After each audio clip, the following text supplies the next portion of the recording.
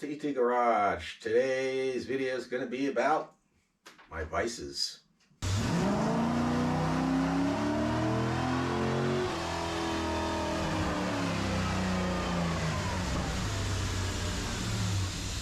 Okay, like I was saying, today's video is about my vices. I have a whole bunch of different vices. I've got bench vices like this one. I have milling machine vices, lockdown vices, angle vices, and I think a couple others too. But basically, I need a new shop vice. And I picked this one up for, if you're wondering, $70 on Facebook Marketplace. This sucker is big, heavy duty. Pretty sure it's made in the USA, but right now I looked it over real quick and I can't find any markings on it whatsoever. But this is definitely bigger and heavier duty than the one I'm going to be replacing. And the reason I'm replacing that vise is to replace this vise here, which is this vise I actually got from Lowe's a long time ago, pre-COVID. So it's got some, I guess it's got some miles on it by now, but it keeps breaking. It keeps breaking the jaw. This section of it off right here keeps cracking and breaking, and it's cast iron. And I've done a repair video on it before. I believe I have. So if I can remember, I'll leave a link up here somewhere. But I've repaired it about 3 more times since then. It just keeps cracking. It's cast iron is really difficult to repair, and I plan on repairing this again. But in the meantime, I want something that's better, and that big vise over there, I believe, is better. So let's go back to this vise. This vise here, I'm going to take it completely apart, clean it up, paint it, and anything else I have to do to make it functional, and then mount it on that stand over there that other vise is on. Hopefully that stand will fit. If not, I'll have to modify it and make it bigger, that's all. But it should work. I guess let's just go ahead and get taking this sucker apart.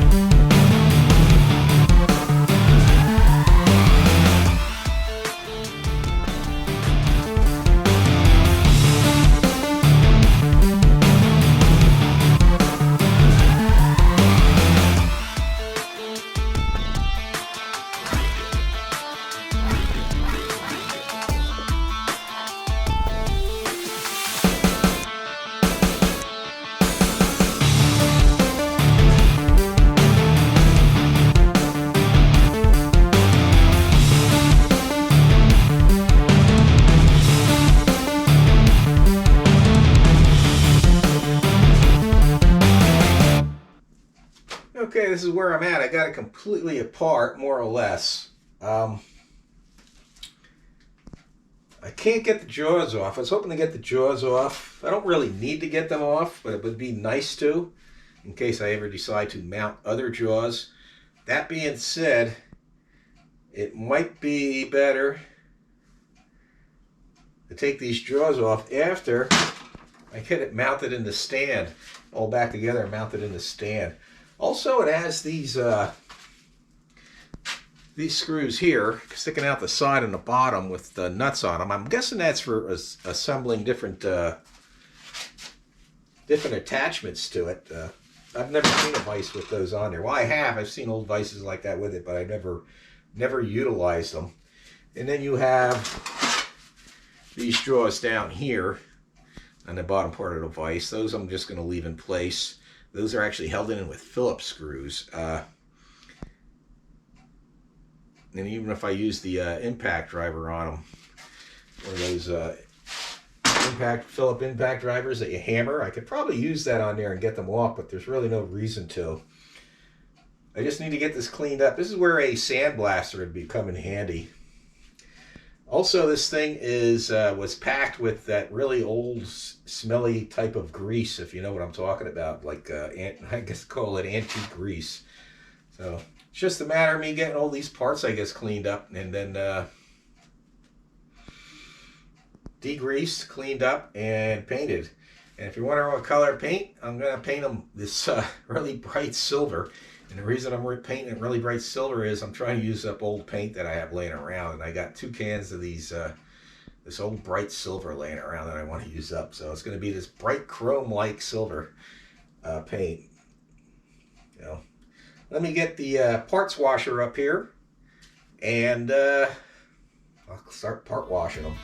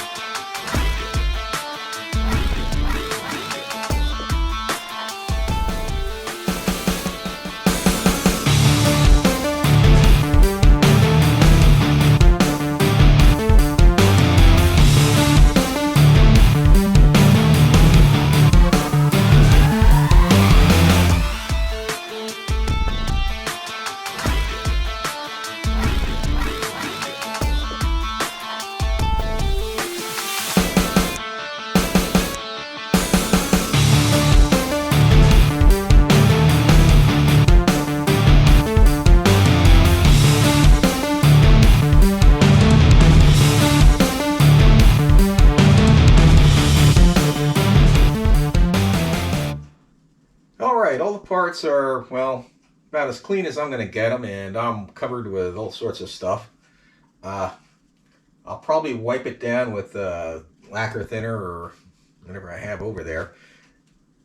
Take them outside, wipe them all down with lacquer thinner, and paint them. I was going to further degrease them with something like Super Clean. And then that requires rinsing them off with water or letting them dry, and then of course stuff corrodes. That's why I don't like using that stuff. So I'll probably just wipe everything down good with a with lacquer thinner, I believe I have over there, and then paint this stuff and then get it all back together. I did try getting these Allen head screws out of these vice jaws, and I didn't have any luck. Heat and everything. I need to get these cherry red hot, and to do that I really need an acetylene torch. The MAPP gas ain't going to be... I mean, I could probably get it really red hot with the MAPP gas if I sit there and burn through a whole bottle of it. But the cast iron absorbs most of the heat, so that's what's going on with that. Anyway, let's get the stuff outside and cleaned up some more, and me cleaned up and wiped down and painted. All right, everything's painted. Should probably let it dry maybe a couple of more hours, but or till tomorrow even. But I'm satisfied with it. It ain't great looking. It's definitely shiny. That shiny chrome look like my dome. But I would have preferred Battleship Gray, but I wanted to use a paint that I have laying around. And this is what I have laying around. So I'm going to get this back together. There's a couple of parts I'm not going to paint, like the handle and stuff like that. I'm just going to leave it oily and stuff like that. So I guess I'll get this back together and mount it on that stand over there. I may even go ahead, unmount that, and put this together on that stand, because I think I'm gonna have to drill a couple of, I'm gonna have to drill some holes and maybe modify it. So I guess let's find out.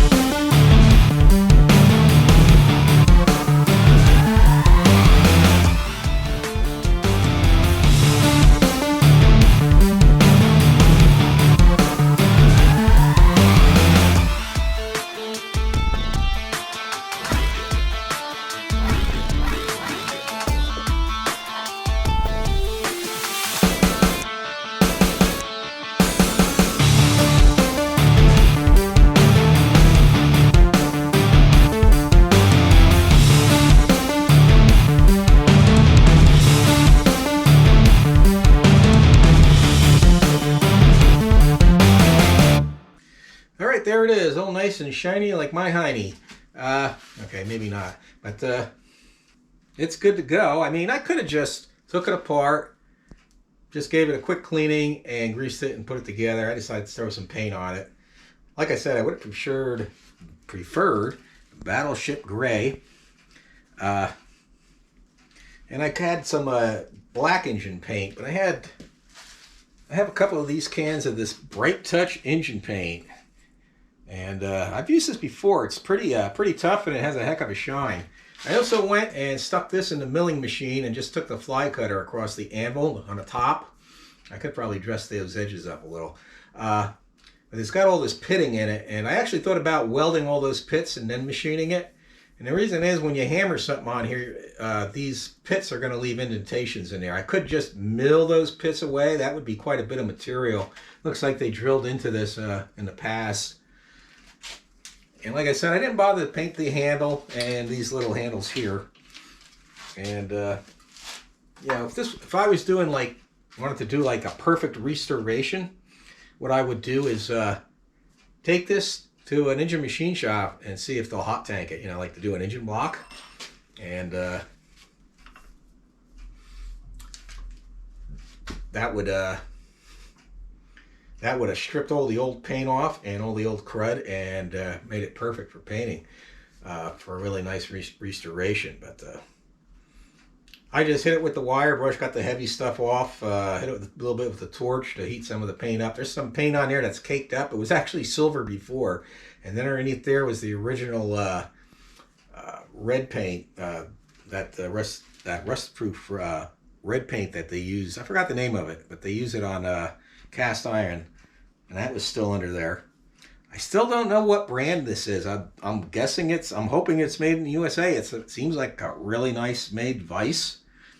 It looks a hell lot tougher than the one I took off. And that's actually a pretty nice vise I took off, but I'm hard on stuff, I guess. This rotates, by the way, this way and this way.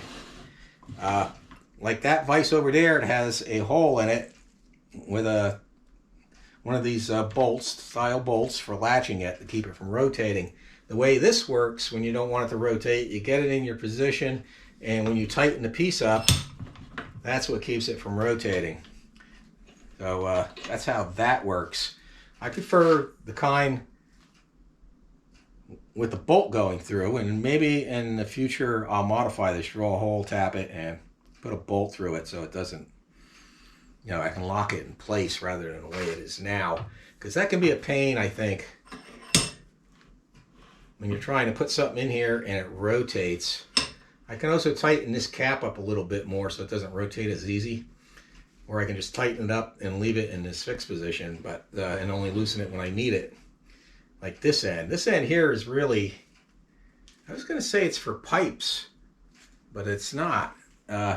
Usually they have teeth in here, shaped like a V, so you can hook up pipes and stuff. And it actually, now that I'm looking at it, looks like they might have cut that away. It might have been there and they, for some reason, ground and cut that away. But that's no biggie. I can still use this if I have to for whatever. Who knows? But I got my vise dirty. I'm going to end up getting this thing dirty and beat up as hell. But one of the reasons I really would have liked to get these jaws off is because then you can make custom jaws and put them in there if you have to. So far, I've never had to do that except for in a milling machine vise, but still, it's nice. If I need soft jaws, you can just get those soft jaws that they put over the existing vise jaw, so that ain't no big deal. But yeah, I'm glad I bought this. I need a heavy-duty vise, especially the way I've used stuff. Instead of rattling on, I am going to end this video. I hope that you enjoyed that somehow, or it was enlightening in some way, or interesting. But anyway, yeah, I'd say that was worth the $70. If you look really good vices, like really good name brand vices, you're talking hundreds and hundreds and hundreds of dollars. And that's what this reminds me of. I still don't know what brand it is, though. There's no label, no casting. Got me baffled. But if anyone knows, let me know. In the meantime, everybody have a great day, and God bless.